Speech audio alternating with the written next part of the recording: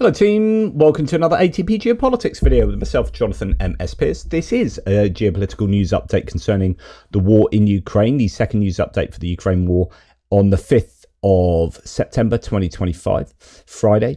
Do you have that Friday feeling? I don't.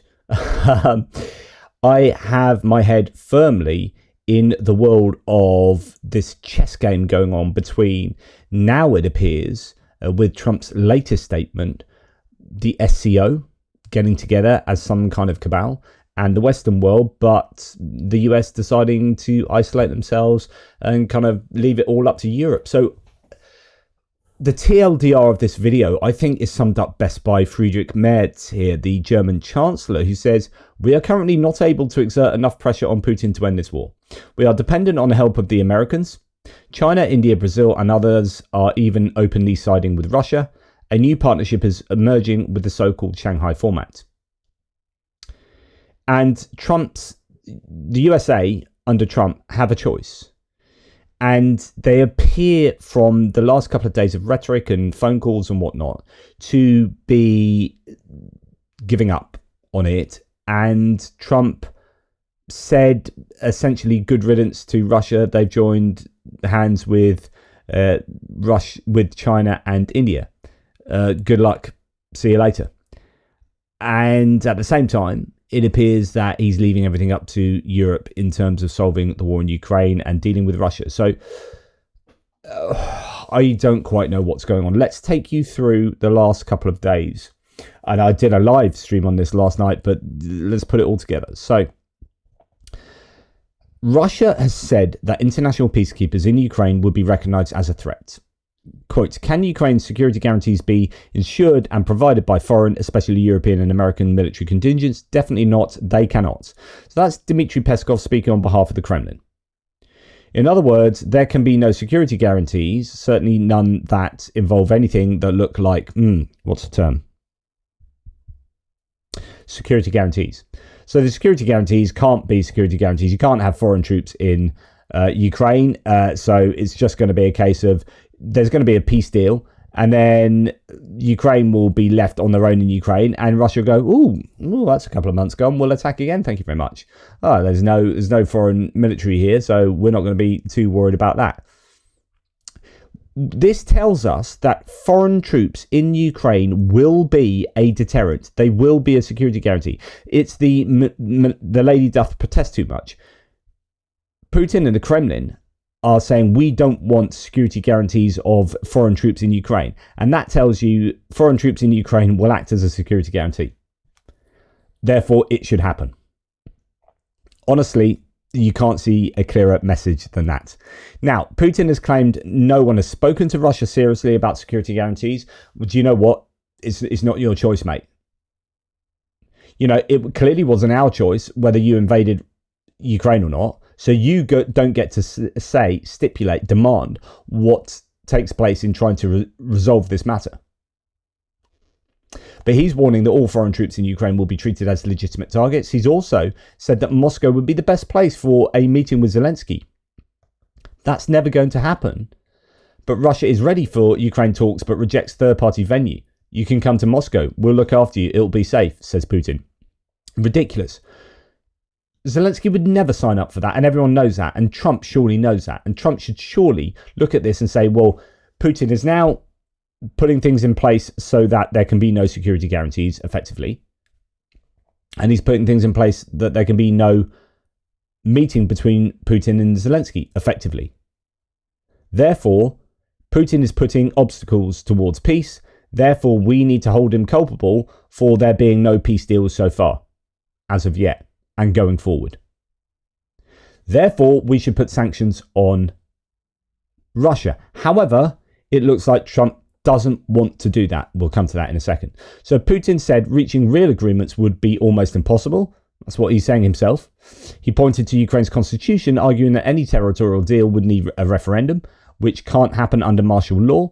As usual, he warned that NATO membership for Ukraine threatens Russia. Foreign troops in Ukraine would be legitimate targets, as we hear, and there's a little bit more detail. If any troops appear there, especially now during the fighting, we assume that they will be legitimate targets for destruction. That is a threat to any foreign troops and to any security guarantee that involves them. At the same time, this is how we can know that Putin is not serious about peace, because he's preparing for war, and he's preparing for war with the wider Europe. This is Daniela from Norway, from Italy, but who has been working with Tochny and looking at areas close to the Nordic states, to Scandinavia. He says at this point, and he does this with Tochny, at this point I'm becoming a broken record, but this is not a country which is preparing for peace. This is a country preparing for war with us. At this pace, they will not need 5 or 10 years. This is just 1 year of work. And thanks to another open source chap working on this. So this is a forest, and this is a forest a year later. Oh my goodness, what is happening there? So Danielle says Perm and Iskra plants, these are two weapons manufacturing facilities, the Perm and Iskra plants are places where weapons to kill more Europeans are made right now, while you sleep and while you order your latte in a bar. This place produces different types of missiles, and this is just after 1 year. Where in June 2024 there was a forest, in July 2025 we have filling stations and logistics hubs to fill and ship shells, rockets and other ordnance. From dirt to nearly completed explosive production plants in 1 year. When will the West understand this is becoming an existential confrontation for all of us? Russia must be defeated and disarmed. Without disarmament, there will be no safety or peace. And this is just a little soupçon of the larger article that he's produced. Now, and he's appealing for Western politicians to take this on board. This is threatening behavior from the Russians, and it's a long-termist approach to Russian aggression, I think. So how will the United States, for example, deal with this? How will how will Europe deal with this? Next are reports that Russians will build a bridge to North Korea. Putin announced this at the Eastern Economic Forum in Vladivostok, which is where you saw some of his previous comments. The bridge across the Tumen River will open next year. Build it faster and move in with your friends, please, says Nextel. But, this is another sign that Russia are getting closer to these problematic nations such as North Korea and Iran, as we've seen, and of course China and India. And they are forming a dangerous cabal, a dangerous alliance.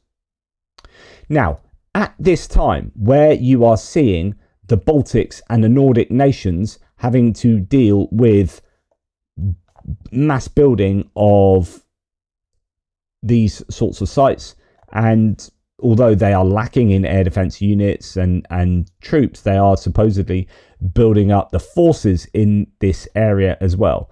What is the reaction from the United States? And although I do understand this somewhat, the timing here is terrible. The Trump administration, according to the Financial Times, is to phase out security funding for NATO's eastern flank. This is something that the US has been involved in for a very long time. A little bit more detail on that in a second. The Trump admin is planning to cut US security assistance for European countries bordering Russia, according to the FT. The move is part of a broader push for NATO allies to increase their defense spending. So I do understand that, the US can't prop up Europe in terms of defense ad infinitum. And they've got a budget to look at, especially when the big beautiful bill has decimated the budget as far as I can work out. So they're going to be scrabbling to take this back, but also understand that these kinds of bits of funding are an investment not only in security to keep Europe safe, therefore to keep America safe and Europe stable economically, therefore America stable economically, but also that money is essentially providing American equipment to the Baltic nations, and they are then locked into American equipment going forward. So there is a return on investment you get both industrially and economically, as well as militarily and strategically. But I do understand wanting to cut back payments and Europe needing to look after itself type thing. But the timing here is terrible. And indeed, Representative Don Bacon, a Republican who's a strong supporter of Ukraine, says, if this is true, it is a disastrous and shameful decision. The administration continues to be weak, all caps, towards Putin and a weak, all caps, leader of the free world. Now, you are seeing Don Bacon, who's not running for re-election, by the way, start to say things a lot more freely. And he is now accusing the leader of the free world of being weak and the Trump administration of being weak towards Putin. He's absolutely correct, of course. This will read as an ugly chapter in the US history if the president does not reverse course. Some people are saying this is the work of Elbridge Colby again. I don't know. But it is certainly a worry. Okay. Then we hear that Steve Witkoff at a meeting in Paris said that Donald Trump remains open to holding a summit with Putin and Zelensky and is committed to finding all ways to establish peace. JD Vance also joined the conversation with European leaders and Zelensky along with Trump. So there's this coalition of the willing meeting. Trump did not give a clear promise to impose new sanctions against Russia. We're going to see some more details on this in a second. Ukrainian representatives insisted on significant US participation in the system of post-war security guarantees, arguing that Moscow will not take any Western guarantee seriously without backing them up with the US. The European military has already started developing a plan to deploy more than 10,000 troops to Ukraine. That's a drop in the ocean, really. It involves a formation of two groups, one to train and assist the Ukrainian armed forces, the second to provide security to prevent a future Russian invasion. It also provides for air patrols, important, of the skies over Ukraine, which will be carried out by air forces based outside the country. American generals, including the head of NATO's operational command from the United States, also took part in a discussion of the plans. Okay, so the coalition of the willing met yesterday. They came up with these plans, spoke to Trump, and we'll see the outcome of that conversation in a second. It's worth noting that UK's Keir Starmer, as an example, Germany also stepping up with, 480 infantry fighting vehicles and similar, and a yearly provision of equipment and help for Ukraine going forward. Germany are really stepping forward. This is just an example that turned up yesterday as a result of the meeting. So Starmer announces a coalition of willing partners will supply Ukraine with long-range missiles capable of striking deep into Russia. And he, I think, is referring to the new Nightfall missiles that are being developed by the UK. Don't know when they're going to come online. This is incredibly important, what Ukraine need. They need these long-range weapons to do the damage to Russia and to stay in the fight and to prevail. They absolutely do. So I think this is great to come from the UK. The shift comes as partners acknowledge Putin, quote, cannot be trusted and pressure must increase to end the war. So this last point is the important part for me. And it kind of goes back to what Merz was saying and has been saying for a couple of weeks now. And what the UK has kind of been saying and Macron and France have been saying. These major nations have been saying that, and that includes the Baltics and the Nordic nations too.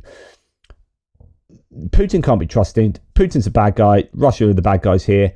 And we need to support Ukraine as much as possible. And there's going to be no peace deal realistically with Russia if they can't be trusted, so on and so forth. And you're starting to see the rhetoric match the commitments as well. And that's fantastic.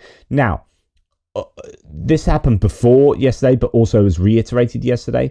A US official said to CNN that Trump emphasized that Europe must stop purchasing Russian oil, that is funding the war, as Russia received 1.1 billion in fuel sales from the EU in 1 year. Although that sounds like an awful lot, when Trump claims that the US has given 350 billion to Ukraine, it's obviously a drop in the ocean. It's not, that needs to be stopped. And of course, the US hasn't given 350 billion to Ukraine, but you get my point. Now, of course, we know that most of that is coming from, it's all coming from Russia, but it's going to Slovakia and Hungary. And those are two of the closer mates of Donald Trump inside Europe. So he needs to put a lot of pressure on his best mate, Viktor Orban and Robert Fico. This absolutely needs to happen.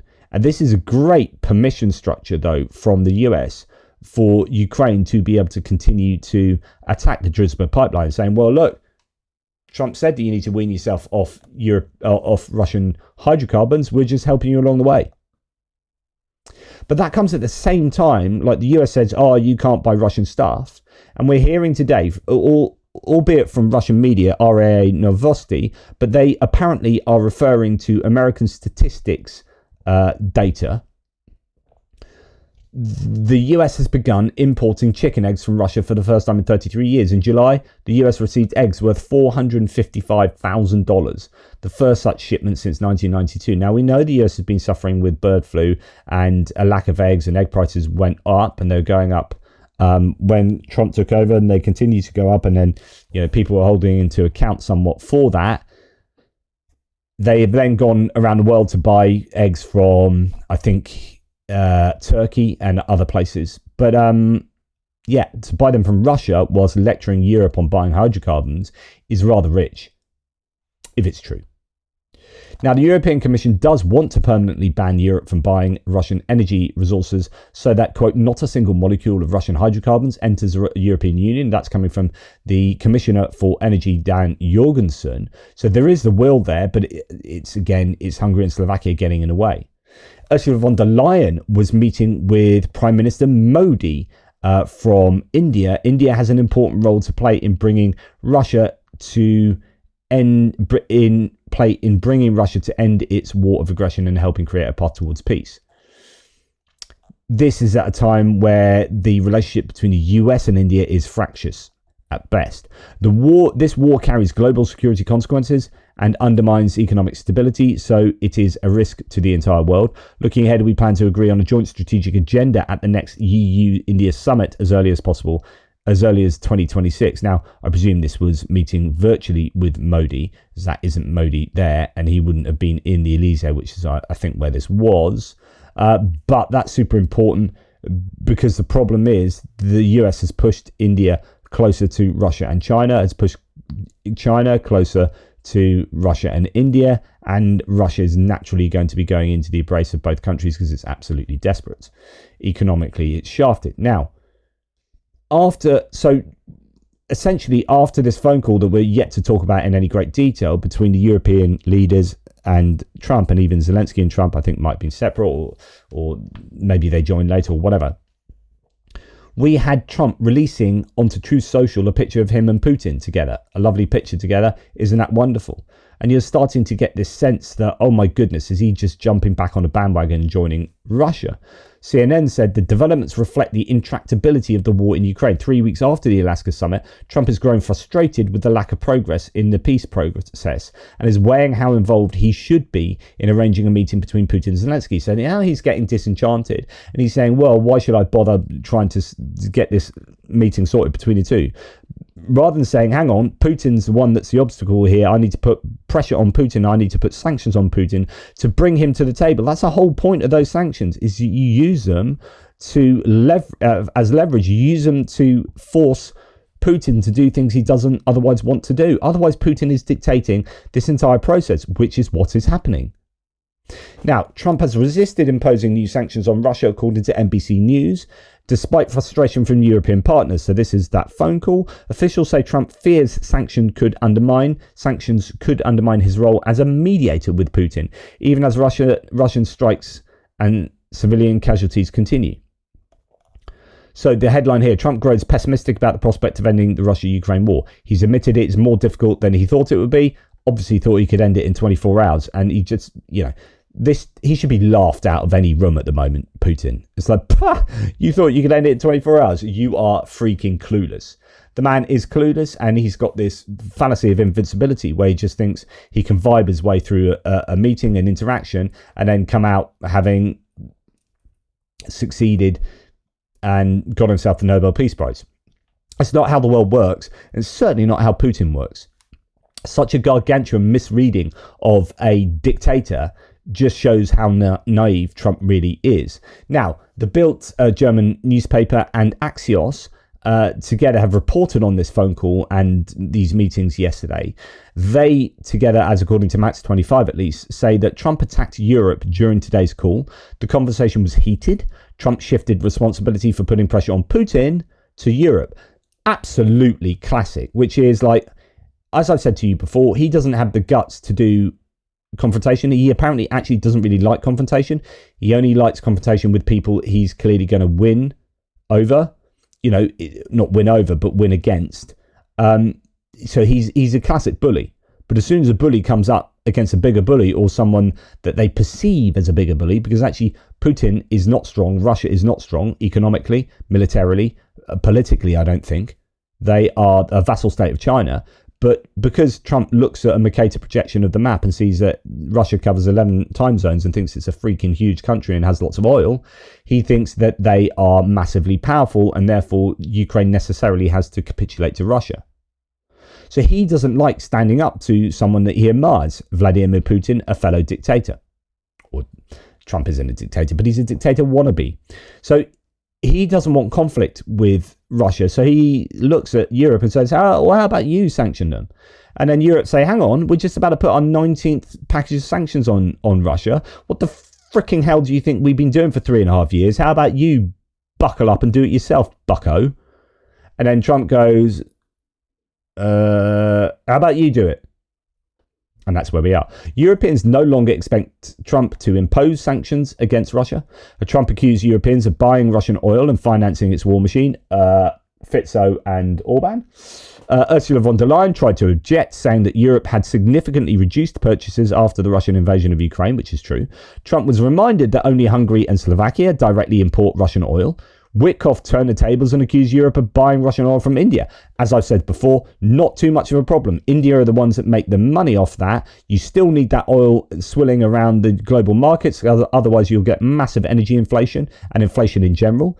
So you need Russia to be selling that oil, but you need them to be selling it at a low price. And that's why you have the oil price cap that the Europeans have spearheaded with Britain, really.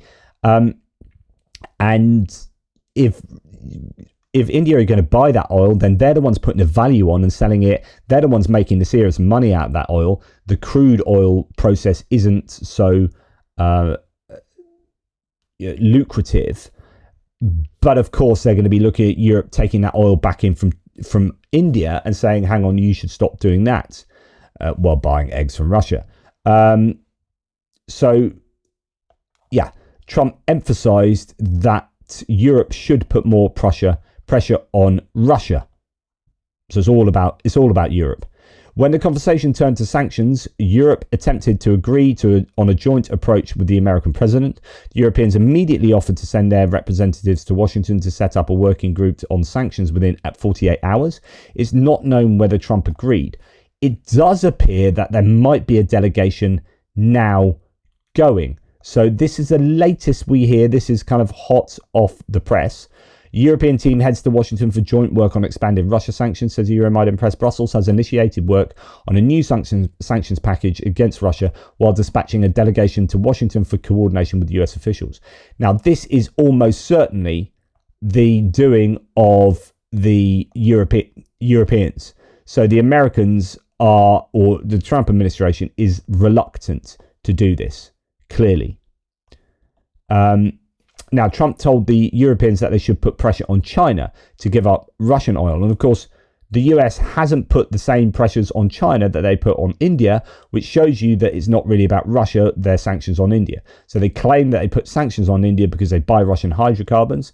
But really, if that was the causal determinant, then they would put sanctions on all the other nations that are buying Russian hydrocarbons, including, let me tell you, Slovakia and Hungary. But because it's not really about Russia, that's about Modi being angry that Trump asked him to nominate him for the Nobel Peace Prize, and Trump got upset that the phone call ended badly, that he's taking it out on India. This is about the Nobel Peace Prize, it's not about Russia. But yet, now Trump is using this whole scenario as an excuse to demand more from Europe and give less from the US, or demand less from the US Treasury. Trump himself did not introduce secondary duties on China for purchasing oil from Russia, only India, and China purchased more from Russia than India. After the conversation, Europeans no longer expect Trump to impose sanctions against Russia. As people are saying, he tacoed again. Trump always chickens out. This is the ultimate chicken out. If you are a supporter of Trump in terms of these negotiations, in terms of doing the right thing for Ukraine, Please explain in the thread below how you can still continue to be so. There is absolutely no justification in that kind of belief and support of Trump in this context. Nonetheless, Europeans are heading apparently to the US to try and coordinate sanctions. When asked whether the US is putting enough pressure on Moscow, Zelensky stressed it's not enough. And President Trump knows my opinion. If Putin again delays any peace talks, we really count on strong US pressure on Russia. So this is Zelensky clearly telling you that actually Trump isn't doing enough. He was asked a question. No, it's not enough. The US is not doing enough here. End of. There you go. That's part of the TLDR, and that's coming from Zelensky himself. So these are not only tariffs and sanctions, but also large arms packages for Ukraine, he stressed. The president believes that a whole range of pressure measures is needed, yet the question is whether you're likely to get them. Now, only a couple of hours after blowing up a Europe-US summit by refusing to sanction Russia, says Jay in Kyiv, and only 1 hour after posting photos of himself with the Russian dictator on Truth Social, as we know he did just after that phone call, takes a phone call, then produces a photograph of him and Putin on social media. Trump then again talks about his great relationship with Putin. So this is him at a weird meal, by the way. So this is a meal of tech people where, just like in the cabinet meeting last week, he demanded that everyone obsequiously fawns over him for 3 hours, 10 minutes. He expected the same here, and it was a kind of round the table tech people like Tim Apple just saying how wonderful Donald Trump was. It was disgusting. Anyway, Trump talks about his great relationship here. Thank you, Mr. President. I have two questions for you. First, after your phone call with Ukrainian President Zelensky today, do you plan to speak with Russia's President Putin in the near future? What? If you will speak with President Putin in the near future. I will be, yeah, I will be. We're having a very good dialogue. I settled 7 wars. The one that I thought would be maybe one of the easiest. You know that feeling? You think one thing is going to be easier, it turns out to be a little bit tougher, but... I hate the fact you see a nodding head here. Some tech bro going, yeah, you settled 7 wars. You definitely settled 7 wars, sir. Dear leader, you definitely settled 7 wars. And of course, this one was more difficult than you could possibly have imagined. No one would have thought that this war would have been difficult to sort out. No one. Oh, apart from everyone else in the world. Like random YouTubers are going, yeah, this is going to be difficult to sort out. What are you talking about sorting out in 24 hours, you dimwit? Who knew we'd be right? But no, well done, Donald, for saying how difficult it is. Well done. Yeah, very difficult. Right, so, but well done for sorting out 7 wars, and 10 actually wars if you include pre-wars, like you said previously, because you solved 3 pre-wars, didn't you? Because that's a thing. The one that I thought would be an easier one because of my relationship with President Putin. You don't have a relationship with him. He takes advantage of you because you are so vulnerable to manipulation. That's not a relationship. That is a user. That is an abuser. You are being essentially manipulated. This is an asymmetrical relationship where Russia is using you. And with Ukraine and everything else, I thought it would be the Russia-Ukraine disaster where this week 7,014 people were killed. Soldiers, in most cases soldiers, a few from Kiev, relatively few, but mostly soldiers, and they're being killed at levels that we haven't seen since World War II. Thank you, Mr. President. So yet again, the war never would have started had I been president. It's all Biden's fault. It's Biden's war. 7,014 people now dying. Yeah, I have a great relationship with Putin and Zelensky, but Putin. I just put up a nice picture of him. Don't we look wonderful together? And yeah, great relationship. I'll be talking to him at some point. So I will be, yeah. We're going to have a very good dialogue. I settled 7 wars. Yeah. And then you get this today. I don't know what happened overnight. Presuming this was from this morning. But Trump posted this on Truth Social, and it's a picture of him, oh, not him, of Putin, Xi Jinping, and Modi walking through a door. Someone else behind could be, I don't know who, probably another ne'er-do-well. But certainly these three leaders walking into a room through some large doors. And Trump says on his Truth Social post, looks like we've lost India and Russia to deepest, darkest China. May they have a long and prosperous future together, President Donald J. Trump. So again, this is another sarcastic statement like the one he said yesterday, where he was accusing them of conspiring against the United States. But then he comes out and says, I have a lovely relationship with Putin, with Xi Jinping, blah, blah, blah. He says how wonderful these people are. And then as an aside, just has these really barbed statements. Now, the idea that you've lost Russia to China, deepest, darkest China, is kind of weird because that's where they've been at since the start of the war. We kind of know that. Yeah, they might not love each other, but it might be a marriage of convenience, but it is very convenient for them both right now. Thank you very much. But to admit that you've lost India to China, like, that's your fault. That's happened on your watch, mate. You've been the one whacking tariffs on everyone, every Tom, Dick and Harry in the world. You're the one that's pushing everyone away from you. People now think more of China than of the United States. Reference my video yesterday.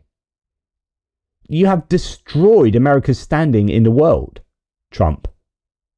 And you can attack me for having TDS, but go and look at the freaking stats. So you can wax on about this. You can lament how terrible a situation this is, but this is largely your doing. You either aren't strong enough against all of them and you do push them together, but actually you really hamstring them and you allow Ukraine to prevail, and then you lift off sanctions. You say, okay, this is all over. Thank you very much. Ukraine is in this position. Russia, you suck. We'll continue sanctioning you for a long time, but China and India, you want to be working with us to make sure that there's a rules-based system around the world. You know, India was coming towards the West. That was the intention of the last 20 years or so.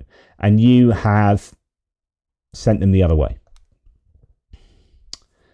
So Zelensky has said that Hungary is blocking Ukraine's EU path. Quote, we see that Hungary is holding up the process, but we also note that from our side, no steps toward dialogue have ever stopped. We are ready to meet with Orban and discuss what concerns them and how we can help.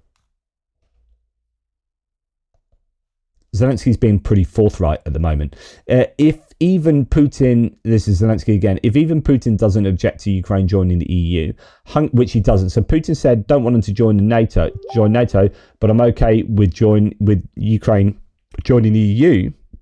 He says, if Putin doesn't object to Ukraine joining the EU, then Hungary's position seems really odd here. European Council President Costa has praised Ukraine's reforms during wartime. So Antonio Costa, who is the European Council President, he is just about to meet, or he's just met, I think, with Robert Fico from Slovakia. And the Slovakian leader is presently meeting with Zelensky in Uzhhorod in Ukraine. So that's going to be, I'd love to be a fly on the wall for that meeting. So that's broadly where we're at, which is a crazy place where the US appeared to be saying, or Trump appears to be saying all sorts of things, and some of them divergent. And that is from another statement he's made. He's making these almost contradictory statements. You don't really know where they stand. Are you going to put sanctions on Russia or not? Are you going to leave it all up to Europe? Do you love Putin, or do you think he's now going into the deepest, darkest embrace of China? What is going on in your head? Please be coherent. Nothing about what you are doing and saying is coherent. It's an absolute shit show, excuse my French. I mean, the foreign diplomacy of the United States of America at the moment is a catastrophe. It's an absolute hot mess.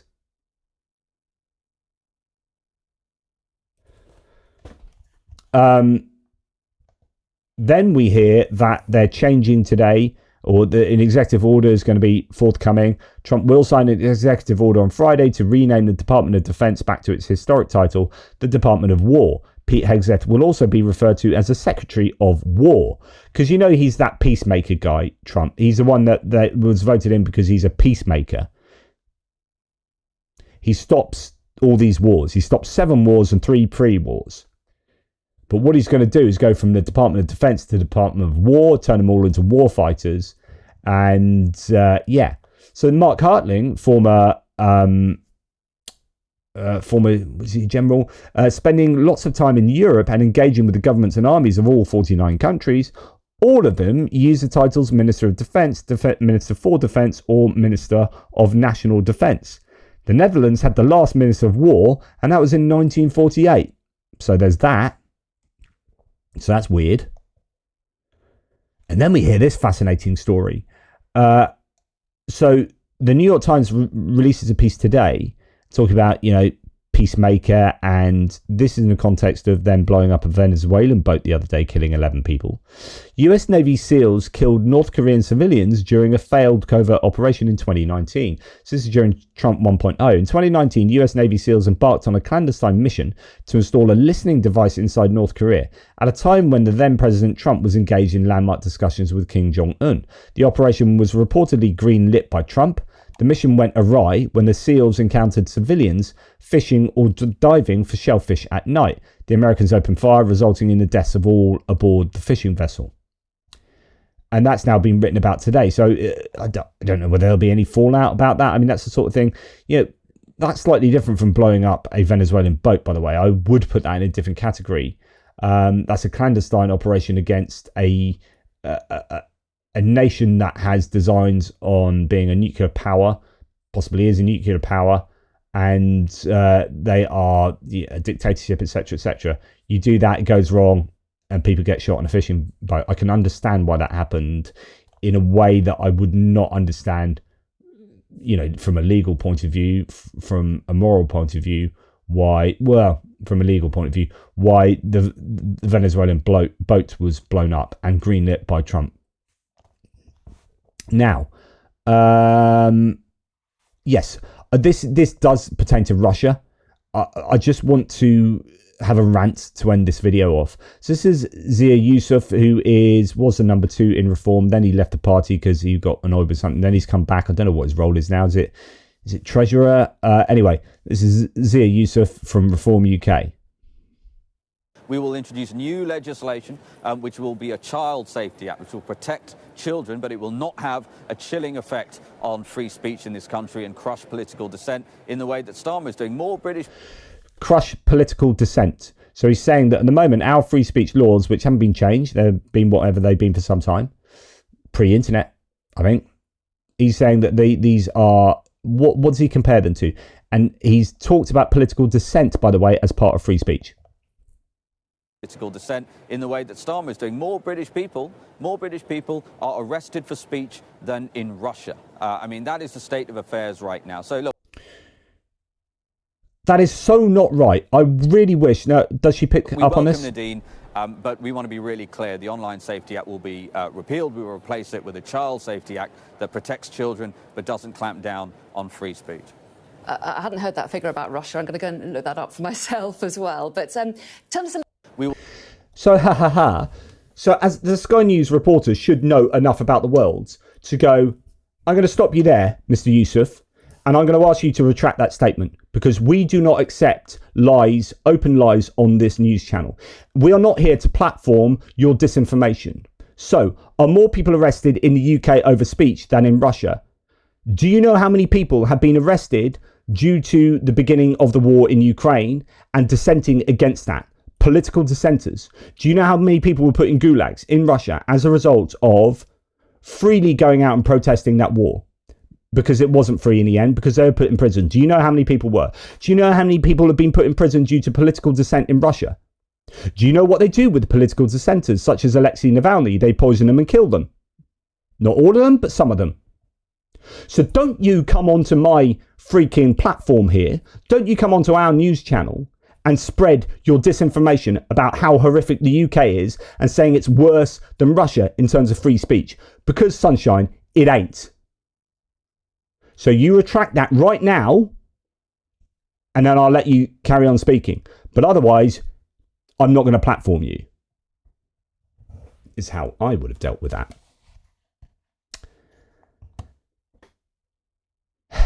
Thank you very much for watching. I really appreciate your support.